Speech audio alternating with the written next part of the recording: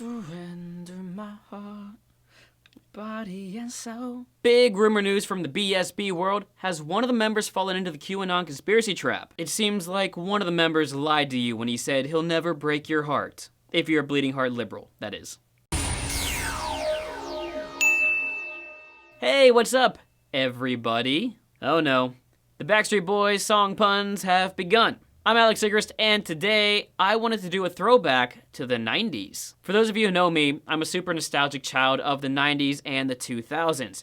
I had yo-yos, played with go-go's, and phones that were plugged into the walls. And I can't seem to shake my love of emo music. Ohio is for lovers. The Backstreet Boys were the number one or number two boy band in the boy band heyday of the late 90s, depending on who you ask. And if you think we fight too much now about our political beliefs, try being a girl growing up a Backstreet Boys or NSYNC fan in the 90s. Turns out it was political. NSYNC was the Democratic Party, a little more hip and open to the LGBTQA+ community. And the Backstreet Boys were the Republican Party, a little more conservative in appearance. They liked private jets, and they might possibly have a QAnon supporter. What? Hold the front door, what's going on? Quit playing games with my heart. You crazy? Yes, even the beloved Backstreet Boys are becoming politicized. Of all the people in the boy band world, I would have thought that the Backstreet Boys' Nick Carter's younger brother Aaron Carter would have gone fullest conspiracy idiot. Aaron Carter, the kid who sort of went off the deep end as most child stars from the 90s did.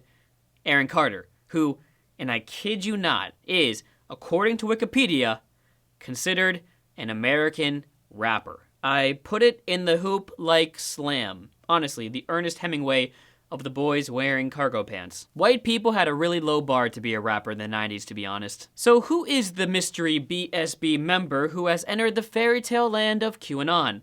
The land of middle-aged men with questionable haircuts who are totally gonna be the ones to save the world from the lizard people. Am I right? Am I right? No, I'm not.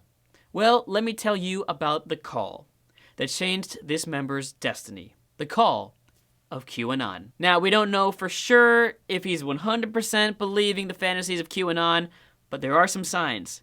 But before we go into it, what is QAnon? While there's no real definition, the current belief system of QAnon seems to be that Donald Trump is fighting a war against a secret, undercover, global pedophile ring. Yes, I kid you not. Donald Trump, the guy who would walk into the changing rooms of the Miss Teen Universe pageant, is protecting teens from predators. Anyway, QAnon supporters, like this man pictured here, culturally appropriating white country people's doormat hunting trophies, have brought their conspiracy fairy tales into the real world. Most recently, attacking the United States Capitol with spears, flagpoles, and the confidence that only a white man forcefully entering a federal building, knowing a police officer won't shoot him, can have. And the crazy part is, and I'm not even kidding here, there's a good chance the QAnon conspiracy theories were started by a bunch of younger people on 4chan actually just trolling older Republicans who were, let's just say, gullible, when we really mean stupid. Okay, I know I shouldn't talk about this group too much, lest other lost souls find out about them. I should stop taking any chances. There's no place here for brainless conspiracy theories and people drowning in their own stupidity. I will make these song puns until I'm black and blue in the face. Boomers, that's a Backstreet Boys reference, not the Rolling Stones album. So who is the potential QAnon supporter? It's none other than the guy I thought was Doogie Howser, Brian Luttrell. I mean, come on. All white people with light brown curly hair kinda look the same. Let's be honest.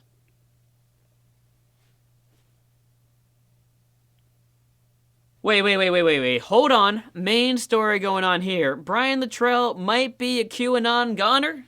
Brian, say it ain't so. Don't go breaking my heart. Again, boomers, not an Elton John song reference. That's also the Backstreet Boys. Now, before I go on, this is not a mark on his character when it comes to whether or not he's a good father, a true friend, a great singer, or a nice person. From all I've seen, he seems like a good guy. But what are the signs that he's crossed over to the conspiracy theory that makes as much sense as the relationship between Britney and Justin? It's funny because it doesn't make sense. And it's toxic. Well, there's one sign in particular. He is a Trump supporter. In fact, it's reported that Brian wanted the Backstreet Boys to perform at the Trump inauguration in 2017. AJ McLean, seen here not wearing a red hat that screams, "I'm in a cult," being a Biden-Harris supporter, probably wasn't having any of that. Now, being a Trump supporter doesn't mean you're a QAnon believer necessarily, but if you flip it around, if you are a QAnon believer, you are most likely a Trump supporter. It doesn't prove that he believes in QAnon, but there is a link. Also, it's hard to find a Democrat who believes the QAnon square root of -1 nonsense. Sorry, math joke. Imaginary nonsense, because the square root of -1 is an imaginary number. Okay, no more math jokes. That one I just did will be the one. That was a long walk to that joke. Also, Brian recently announced to his 450,000 followers on Twitter that they could find him on Parler, a platform recently banned from Amazon, Google, and Apple because of its members' tendencies to spread misinformation and incite violence. It was, and I guess it technically still is, also known for being a safe haven for right-wing fringe groups such as QAnon.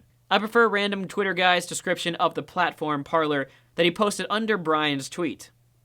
It's where people who hallucinate that their freedom of speech has been abridged to go practice their freedom of speech. And don't get me started on the freedom of speech debate. Yes, I believe in free speech, but if your free speech leads to the deaths of innocent people, then just shut the hell up. LOL. I can't wait for the right-wing trolls to enter the comment section after that comment. Seriously, bring the hate. It puts me higher up on the YouTube algorithm.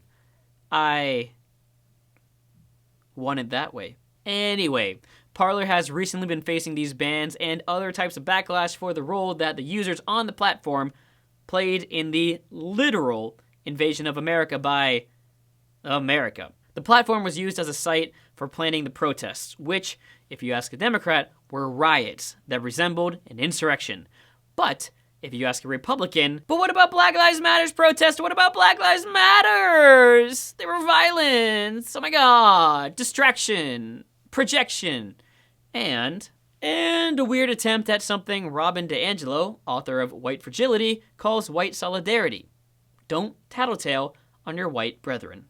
But the theory that Brian Littrell seems to have gone full QAnon conspiracy seems to have been confirmed by a series of not-so-subtle shade tweets from fellow Backstreet Boy member and guy who you'd actually expect to be the creepy guy in the movie who ends up having the heart of gold, Kevin Richardson. He shared a Cosmopolitan article called "I Lost a Best Friend to QAnon," with the words, "Interesting read," on January 14th, 2021. And on the same day, he posted another Cosmopolitan article entitled "The Unlikely Connection Between Wellness Influencers and the Pro-Trump Rioters," along with the words, "Another interesting read."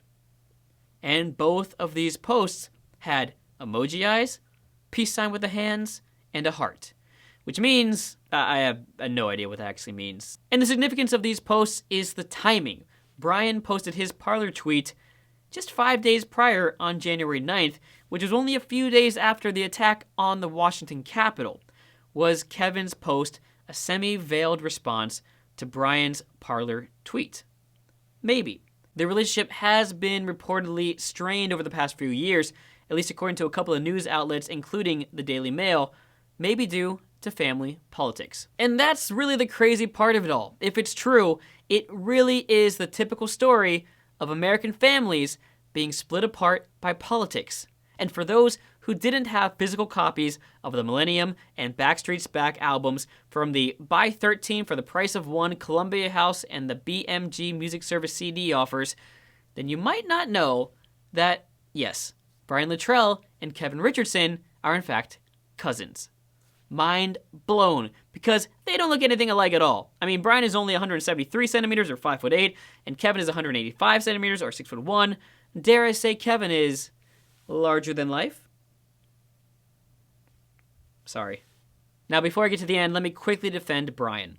There was a 2019 Backstreet Boy song called Let It Be Me with Steve Aoki, and the music video highlighted people from disenfranchised communities, such as the LGBTQA+ community, who were struggling with love, or sometimes struggling with explaining their love to their less accepting family members.